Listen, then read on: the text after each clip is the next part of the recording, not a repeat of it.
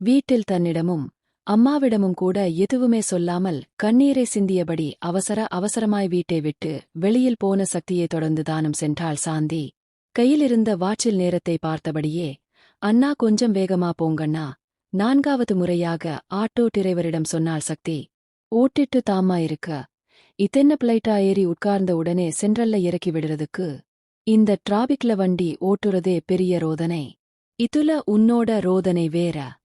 சலித்து கொண்டும் முனகிக் கொண்டும் வண்டியை செலுத்திக் கொண்டிருந்தான். எதையுமே புரிந்து கொள்ளாமல் எடுத்தேன் கவிழ்த்தேன் என்று காரியங்களை செய்து சாகரை காயப்படுத்திவிட்டேனே. இந்த 6 மாதமும் என்னால் அவன் எவ்வளவு வருத்தப்பட்டிருப்பான், வேதனைப்பட்டிருப்பான். எல்லாம் என்னால் தானே. சாகர் ஆம் சாரிடா. கண்களில் நீர் கொட்டிக் கொண்டிருந்தது. அவனிடம் சண்டை போட்டு வந்ததில் இருந்து எத்தனை முறை போன் செய்திருப்பான். ஒரு தடவை அவனது குரலுக்கு வாய்ப்பு கொடுத்து 1 நிமிடம் அவன் பேசுவதை கேட்டிருந்தால் இத்தனை மாசம் நான் காயப்பட்டிருக்க வேண்டிய அவசியம் இருந்திருக்காதே. அவனும் காயப்பட்டு இருக்க மாட்டானே. என்னுடைய அவசரம், பிடிவாதம், என்னை பற்றி மட்டுமே யோசிக்கும் மனநிலை இவைதானே அனைத்துக்கும் காரணமாய் அமைந்துவிட்டது. கடைசியாக போன் செய்தபோது கூட 1 நிமிஷம் நான் சொல்றத கேளு சக்தி என்று கெஞ்சினான். நானும் சாகரும் இணைய வேண்டும் என்பதை இறைவனே விரும்பி அவனுடைய போட்டோவை என்னுடைய வீட்டிற்கு வரவழைத்து இருக்கிறார். ஆனால் 1 மாசமாய் அதையும் பார்க்காமல் இருந்திருக்கிறேனே. நான் எவ்வளவு பெரிய முட்டாள். இறைவன் எழுதிய விதியை என்னுடைய கோபத்தால், பிடிவாதத்தால், முட்டாள்தனத்தால் மாற்ற அல்லவா நினைத்திருக்கிறேன் நான். சந்தோஷம் எனக்கு பக்கத்திலேயே இருந்தும் இத்தனை நாள் துக்கத்தை விரும்பி அணிந்து கொண்டிருக்கிறேனே. இன்று மட்டும் நர்மதா வந்திருக்காவிட்டால், அம்மா அவள் கையில் போட்டோவை தராமல் இருந்திருந்தால், அவள் பார்த்துவிட்டு சாகர் என்று சொல்லாமல் போயிருந்தாள், என்னுடைய காதல் என்னாலேயே முடிந்து போயிருக்குமே. தேங்க்ஸ் நர்மதா. சாகருடைய போட்டோ இங்கே வந்து இருப்பது போல் என்னுடைய போட்டோவும் அவன் வீட்டிற்கும் போயிருக்குமே. சாகர் அதை பார்த்தானா? இல்லையா? இல்லை, நிச்சயம் பார்த்து இருக்க மாட்டான். அவன் மீது கோபத்தில் இருக்கும். என்னாலேயே இன்னொருவனை ஏற்றுக்கொள்ள இயலாதபோது என்னையே நினைத்துக் கொண்டிருந்த சாகரால் எப்படி இன்னொரு பெண்ணை ஏற்றுக்கொள்ள முடியும்? அவன் கண்டிப்பாக பார்த்திருக்க மாட்டான். சென்னை சென்ட்ரலில் காலுக்கு கீழே 2 பேக்குகளை வைத்தபடி பெஞ்சில் அமர்ந்திருந்தான் சாகர்.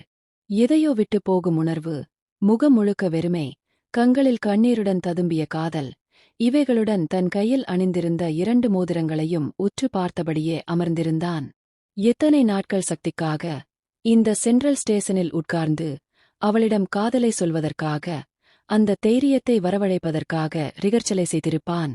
அப்போது எல்லாம் அவன் மனதில் தோன்றும் ஒரு இனம் புரியாத உணர்வு, அது தரும் உற்சாகம், சந்தோஷம், இவையனைத்தையும் நினைக்க மனம் பாறாங்கல்லாய் கனக்க ஆரம்பித்தது. கல்லில் நீர் கசிந்ததோ இல்லையோ அவனது கண்ணில் கசிந்தது. இந்த மோதிரத்தை முதலாக கடையில் வாங்கும்போது அவன் மனதில் நிலவியது, சக்தி என்னை ஏற்றுக்கொள்வாளா இல்லையாங்கிற பயம். அவளது கையில் மெரினா பீச்சில் நீரையும் காற்றையும் சாட்சியாக வைத்து போட்டபோது இவள் என்னவள், எனக்கே சொந்தம் ஆனவள் என்று தோன்றிய உரிமை இப்போது எதுவுமே இல்லாமல், உள்ளுக்குள் எந்த உணர்வும் தோன்றாமல், தான் வெற்று இடமாய் இருப்பது போன்ற உணர்வு. எத்தனை வார்த்தைகள் என்னை காயப்படுத்துவதற்கு!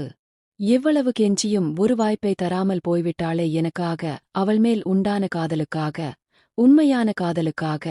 ரணத்தையும் வடுவையும் மட்டுமே கொடுத்துவிட்டாள் எனக்கு.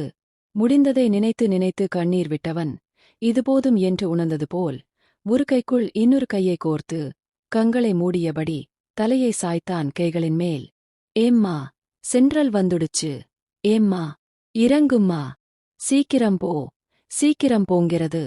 வந்தா இறங்கிறது கிடையாது. ஆட்டோக்காரன் கடுகடுவென வெடித்த பிறகு சிந்தனையை நிறுத்திக் கொண்டு கண்ணீரை துடைத்தபடி பர்ச்சில் இருந்து பணத்தை எடுத்துக் கொடுத்துவிட்டு ஓடினாள்.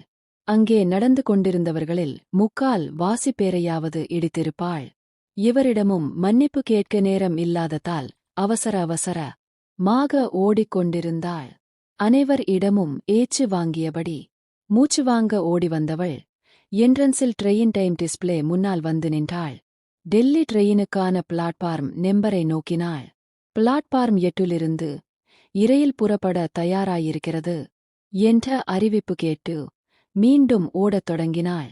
அவள் பிளாட்பார்ம் 8 அடையும் போது இரயில் நகரத் தொடங்கியிருந்தது. ரிசர்வேஷன் கம்பார்ட்மெண்டை பிடிப்பதற்காக ஓடோட்டி வந்தாள். அவளை விட இரயிலுக்கு அதிக அவசரம். சக்தியின் காதலையும் கண்ணீரையும் பொருட்படுத்தாமல் சென்றுவிட்டது அந்த இரயில். அதிகமாய் அழுதபடியே பெஞ்சில் அமர்ந்தாள். தலையை குனிந்தபடி அழுது கொண்டிருந்தவளின் தோள் மேல் உருகை விழுந்தது. சாகராக இருக்குமோ என்றெண்ணி தலையை நிமிர்த்தினாள். சாந்தியின் முகத்தைக் கண்டதும் அக்கா என்று கட்டிக்கொண்டு அழுதாள். அவளது தலையை வருடி ஆறுதல் சொல்ல முயன்றாள் சாந்தி. அக்கா, என்னோட சாகர், என்னோட சாகர் என்னை விட்டுட்டு போயிட்டான். சக்தியின் அழுகை இன்னும் அதிகம் ஆனது. அவளாகவே ஒரு நிலைக்கு வரட்டும் என்று அமைதி காத்தாள் சாந்தி. சில நிமிடம் கழித்து சக்தி, சக்தி என்று அழைத்தாள். முகத்தை கூட தூக்காமல் அக்கா, அக்கா என்று அழுதவாறே இருந்தாள் சக்தி. பொறுமையிழந்தவாய், ஏய் அங்க பாருடி, கோபமாய் சொன்னாள். என்ன என்று பார்ப்பதற்காக தலையை தூக்கினாள் சக்தி. ட்ரெயின் போன பாதையிலிருந்து நடந்து வந்து கொண்டிருந்தான் சாகர். அவனை கண்டதும் அவளது கண்களில் கண்ணீர் மறைந்து இதழ்களில் புன்னகை பூத்தது. சில வினாடிகள் அங்கேயே நின்று இது நிஜம்தானா என்பதை கணித்துக்கொண்டு மீண்டும் கண்ணீரையும் புன்னகையையும் சிந்தியபடியே ஓடினாள் அவனை நோக்கி. அவனுக்கு எதிராக வந்து நின்றவள் என்ன பேசுவது, எப்படி பேசுவது என்று தெரியாமல்தான் செய்த தவறுகளுக்காக மன்னிப்பு கேட்கும்படியாக புன்னகையை இழந்து கண்ணீரை மட்டுமே வடித்துக் கொண்டிருந்தாள். 6 மாதம் கழித்து சக்தியை பார்த்திருக்கிறான். அவள் தந்த காயங்கள் இப்போது இவளது கண்ணீரால் ஆறத் தொடங்கியிருந்தது. தான் விரும்பும் சக்தியையே பார்த்து கொண்டிருந்தான் சாகர். சாரி சாகர் என்று வாய் திறந்தவளை இறுக அணைத்துக் கொண்டான் சாகர். காதலின் அர்த்தத்தை, அந்த அன்பை இருவரும் 2 நிமிட அணைப்பில் முழுதாய் உணர்ந்தனர். இது ஸ்டேஷன் என்ற சூழ்நிலை கருதி இருவரும் ஒருவரையொருவர் விலகி கீழே கிடந்த பேக்குகளில் ஆளுக்கு ஒன்றாய் எடுத்துக்கொண்டு நடந்தனர். சாந்தியின் அருகில் வந்ததும் இது தன்னுடைய அக்கா என்று அறிமுகம் செய்து வைத்தாள் சாகருக்கு. மரியாதைக்காக நான் சாகர் என்று அவன் ஆரம்பிக்கும் போதே அவனுடைய பெயர், படிப்பு, பெற்றோர் விவரம், பேமிலி விவரம் என அனைத்தையும் சொல்லி முடித்து, நான் சொன்னது கரெக்டா என்று கேட்டாள் சாந்தி. சிறு புன்னகையுடன் சக்தி சொன்னாளா என்று கேட்டான். இல்லை என்பது போல் தலையாட்டி, எங்க வீட்டுல இருக்கிற உங்க ஜாதகம் சொல்லிச்சு என்று சொன்னாள். என் ஜாதகம் உங்க வீட்டுல? புரியாமல் கேட்டான் சாகர் சக்தியையும் சாந்தியையும் நோக்கி. சாகரின் ஜாதகம் வீட்டிற்கு வந்த விஷயத்தையும் வீட்டில் அனைவருக்கும் சம்மதம் என்ற விஷயத்தையும் புன்முறுவலுடன் சொல்லி முடித்தாள் சாந்தி. தனக்கே தெரியாமல் நடந்த விதியை நினைத்து சந்தோஷப்பட்டபடியே குஷியுடன் அருகில் இருந்த அக்கா தங்கை இருவரையும் சேர்த்து அணைத்தான் சாகர். ஏய் சாகர், சாகர் என்று சாந்தி கத்தியதால் அணைப்பை விடுவித்து சாரி அண்ணி என்றான். என் தங்கச்சிக்கு இந்த மாப்பிள்ள வேண்டாம், நாங்க வேற மாப்பிள்ளைய பாத்துக்கிறோம். 9 மணிக்கு டெல்லிக்கு ஸ்பெஷல் ட்ரெயின் இருக்கு, நீங்க கிளம்புங்க என்றாள். அண்ணி, சாரி அண்ணி என்றபடியே அவளது காலில் விழுந்தான். சிரித்துக்கொண்டே சாகரிடமிருந்து விடைபெற்று ஆட்டோவில் ஏறினர் சாந்தியும் சக்தியும். டெல்லிக்கு போகாமல் வீட்டிற்கு திரும்பி வந்ததால் வானத்துக்கும் பூமிக்கும் குதித்துக் கொண்டிருந்தார் புருஷோத்தமன். இவன் இஷ்டத்துக்கு எல்லாத்தையும் பண்றது.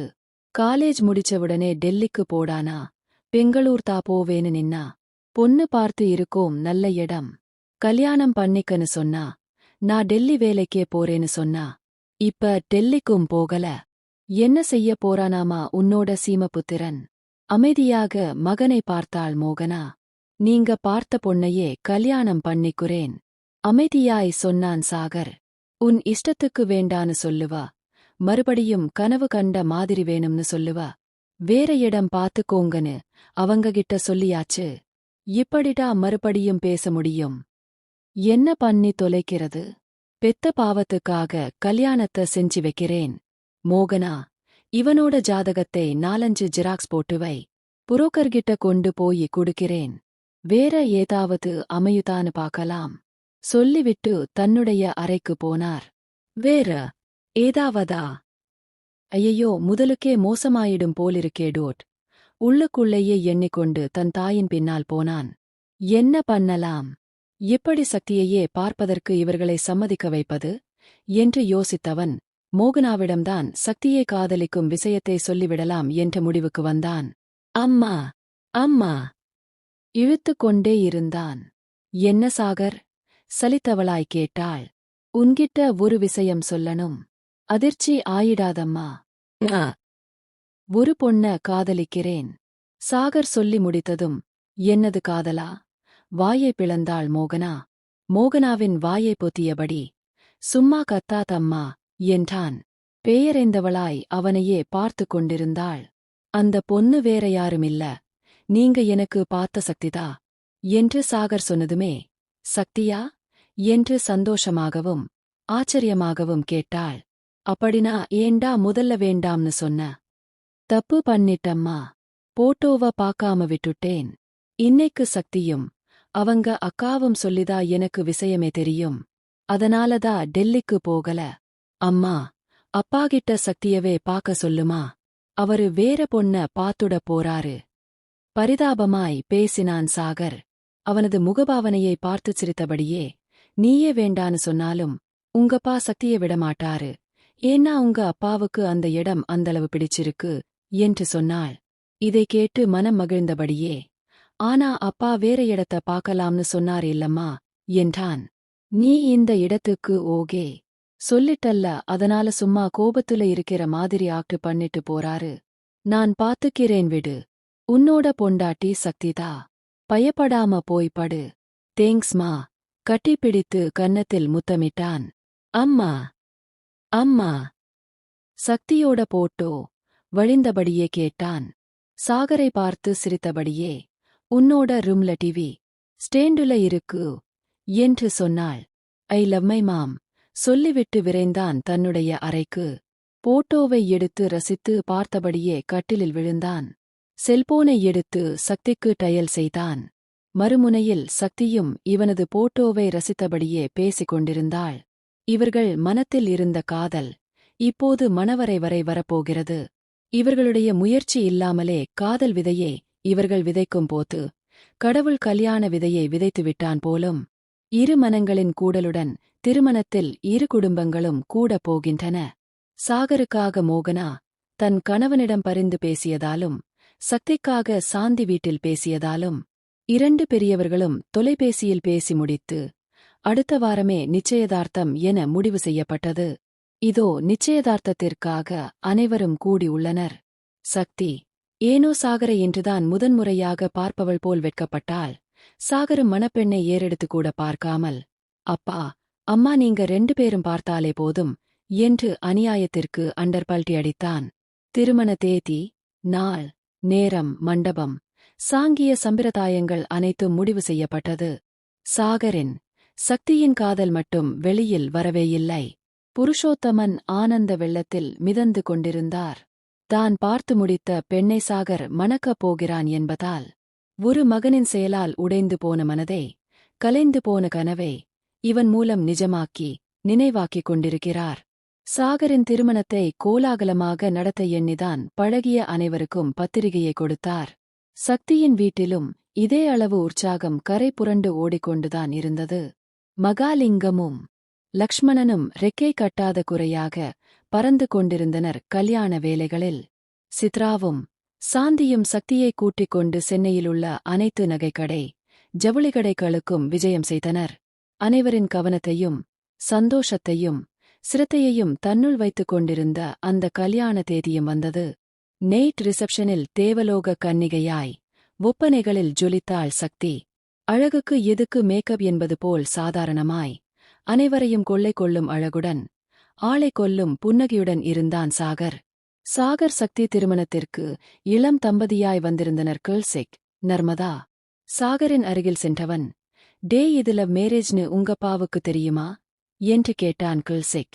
தெரியாதுடா சாகர். இப்பவே உங்கப்பாகிட்ட சொல்றேன் இரு. புருஷோத்தமன் சார் என்று கத்தியவனின் வாயை பொத்தினான் சாகர். டேய் தாலிய கட்டின பிறகு சொல்லுடா. இப்ப சொன்னியனா ரிசப்ஷனோட என் கல்யாணம் நின்னுடும்டா என்று கெஞ்சினான். அந்த பயம் இருக்கணும். ஆமா மத்தது எல்லாம் ரெடியாயிருக்கா என்று கேட்டவனுக்கு, போ போ, ரூம்ல எல்லாம் ரெடியாதாயிருக்கு என்றான். சிரித்தபடியே நர்மதாவை பார்த்து, யாராவது ஒருத்தர் மட்டும் அடிங்க, புருஷன் பொண்டாட்டி 2 பேரும் சேர்ந்து அடிச்சு மட்டையாயிடாதீங்க என்றான். காற்றையும் நீரையும் சாட்சியாய் வைத்து மோதிரம் போட்டு மனதளவில் திருமணத்தை முடித்தவன், உறவுகள் முன்னிலையில் அக்னி சாட்சியாய் ஊரறிய தாலி கட்டினான் சக்தியின் கழுத்தில்.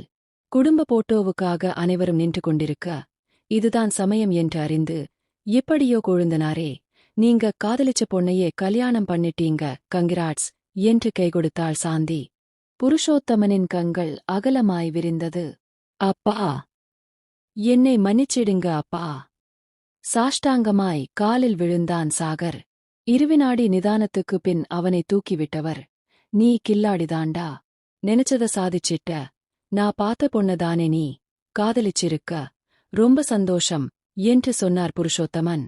அங்கே ஒரு சின்ன சேஞ்ச், அவ காதலிச்ச பொண்ணுதா, நீங்க பாத்து இருக்கீங்க, எடுத்துக் கொடுத்தான் கில்சிக். அடங்குடா, அவனை கடித்தான் சாகர். இப்படியோ 2 பொண்ணும் ஒரே பொண்ணுதானே. அடுத்து அவன் இழுத்துட்டு ஓடாமா, நான் நினைச்ச மாதிரியே கல்யாணம் முடிஞ்சிடுச்சு, அது போதும் எனக்கு என்றார் புருஷோத்தமன். நிம்மதி பெருமூச்சை விட்டான் சாகர். மொத்த குடும்பமும் போட்டோவுக்காக புன்னகைத்தது. இனிமேல் என்றுமே புன்னகைத்துக் கொண்டே இருக்கும். மீண்டும் ஒரு நல்ல கதையில் சந்திப்போம். நன்றே, வணக்கம்.